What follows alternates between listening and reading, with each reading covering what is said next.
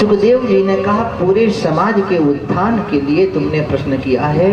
देखो परीक्षित, सतयुग में एक व्यक्ति की उम्र 1,00,000 वर्ष होती थी,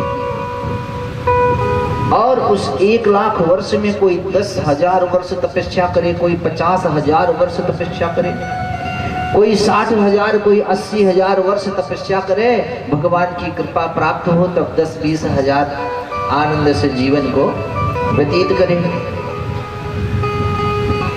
जब त्रेता युग आया तो एक शून्य घट गया।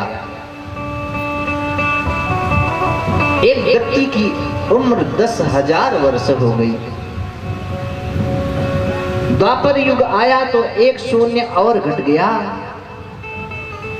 एक व्यक्ति की उम्र 1,000 वर्ष हो गई। और जैसे ही कलयुग आया, एक शून्य और घट गया और एक व्यक्ति की उम्र मात्र 100 वर्ष रह गई। 100 वर्ष में भी बहुत मुश्किल से इतना जीवन जीने का अवसर प्राप्त होता है।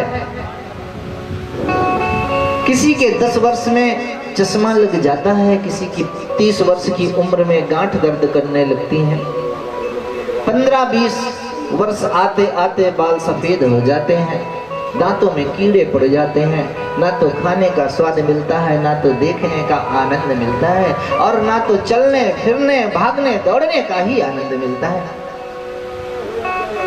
शरीर को जब रोग घेर लेता है तो जीने का रस नीरस हो जाता है। 100 वर्ष